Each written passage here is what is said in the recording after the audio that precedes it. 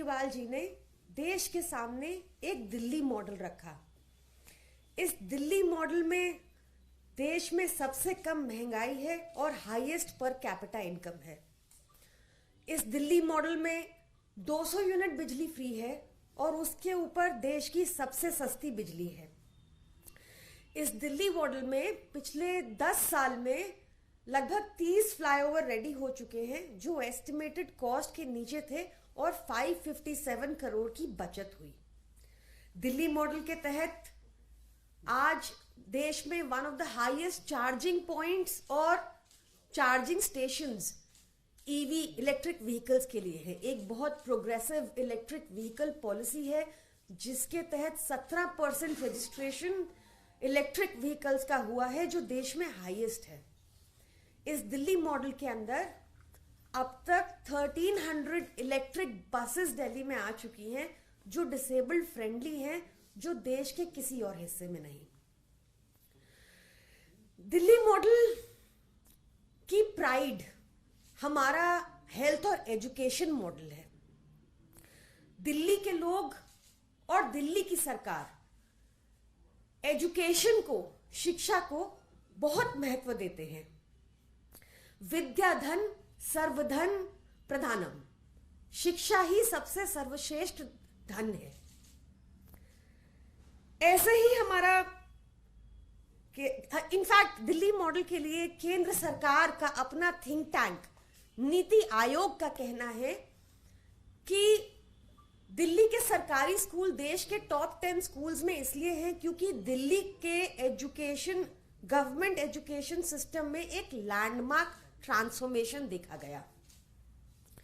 ऐसी ही तारीफ हमने प्रणब मुखर्जी, स्वर्गीय ex president honourable Pranab Mukherjee ji से भी दिल्ली के सरकारी स्कूलों की सुनी थी।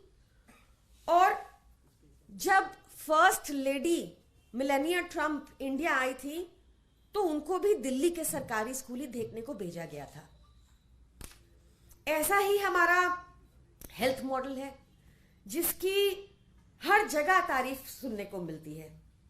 ये बात अलग है कि आजकल भाजपा हमारे हेल्थ मॉडल को अटैक कर रही है क्योंकि यहां पर बहुत सारे लोग दिल्ली के बाहर के भी आते हैं और ज्यादातर उत्तर प्रदेश के भी आते हैं और वापस जाकर हमारे हेल्थ मॉडल की तारीफ करते हैं। तो ये डाइजेस्ट कैसे होगा, इसलिए उसको अटैक करने में लगे हुए हैं आजकल। हमारे हेल्थ मॉडल की आपको ध्यान होगा, यहां भी ये चिट्ठियां लगी हुई हैं कि कितनी तारीफ हुई कि ex UN secretary general late Kofi Annan ji या फिर एक्स चीफ यूएन बन की मून जी, दोनों ने ही बहुत तारीफ की थी। बन की मून जी ने तो ये भी कहा था कि प्रधानमंत्री मोदी को भी यही मॉडल को आगे लेके जाना चाहिए। दिल्ली दिल वालों की है। हमारा यहाँ पे आप देखेंगे कि हर प्रदेश के अंदर से, हर स्टेट से, हर सिटी से, ना ही देश के अंदर से बल्कि देश के बाहर से भी लोग पढ़ाई के लिए, इलाज के लिए, नौकरी के लिए भारी तादाद में आते हैं और दिल्ली सबको एक्सेप्ट करती है। तो हमारा जो प्राइड है दिल्ली का हेल्थ और एजुकेशन मॉडल, इसी को हम रिपब्लिक डे परेड में शोकेस करना चाहते थे। यही हम दिखाना चाहते थे कि हमने कितना लैंडमार्क ट्रांसफॉर्मेशन किया है बीते कुछ सालों में दिल्ली के अंदर हेल्थ और एजुकेशन में। पर बहुत अफसोस की बात है कि ये होने नहीं दिया गया। ये भाजपा की गंदी राजनीति नहीं तो क्या है कि आप लगातार पिछले 5 वर्षों से देखिए कि भाजपा शासित असम को, भाजपा शासित उत्तर प्रदेश को, भाजपा शासित उत्तराखंड को, भाजपा शासित गुजरात को लगातार मौका दिया जा रहा है। पर इस बार भी पिछली बार की तरह दिल्ली और पंजाब दोनों को एक्सक्लूड किया गया है। आई विश कि प्रधानमंत्री मोदी का भी दिल दिल्ली वालों जितना बड़ा होता और वो हमें ये शोकेस करने का मौका देते गणतंत्र दिवस पर। दिल्ली देश की राजधानी है, हमारी प्राइड है हेल्थ एंड एजुकेशन मॉडल, और हमें ये मौका मिलता कि हम देश के सामने अपना मॉडल गणतंत्र दिवस पर शोकेस कर पाते। Thank you. ये आप लोग को सूचना केंद्र सरकार की तरफ से मिली कि दिल्ली बाहर है, सॉरी, से इट अगेन। ये कैसे सूचना आपको मिली कि दिल्ली को बाहर रखा गया और कारण क्या बताया गया?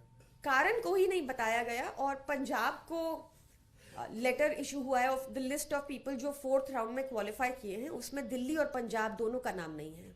किस कारण से डिस्क्वालीफाई? कोई कारण नहीं दिया गया, राजनीति से प्रेरित कारण है साफ साफ, क्योंकि लगातार अगर भाजपा शासित राज्यों को मौका मिल रहा है तो दिल्ली सरकार को और पंजाब सरकार को 2 साल से ये मौका ना देने का मतलब सीधा हमारा मॉडल को शोकेस ना करने का ही रीजन है, और कोई नहीं। मैम, एक सवाल ये है कि पहली बार ईडी की चार्जशीट में प्रियंका गांधी वाड्रा का नाम आया है। आपके नेताओं को भी ईडी, आप ये आरोप लगाते रहे कि ईडी निशाना बना रही है केंद्र के कहने पर, इस पर आपका कहना है कि प्रियंका गांधी का पहली बार ईडी में नाम आया है चार्जशीट? देखिए, मैं इस केस की डिटेल से अभी अवेयर नहीं हूं, मैं इसको पढ़ूंगी तब मैं इस पर कमेंट कर पाऊंगी, पर निश्चित तौर से विपक्ष पे जो कानून लागू हो रहा है ईडी का, वो है गिल्टी अंटिल प्रूवन इनोसेंट, और बाकी देश में लागू है innocent until proven guilty. Priyanka ma'am, Sam Pitroda Congress के जो ओवरसीज इंचार्ज हैं, कॉन्टिन्यूसली ईवीएम को लेकर बहुत सवाल उठा रहे हैं।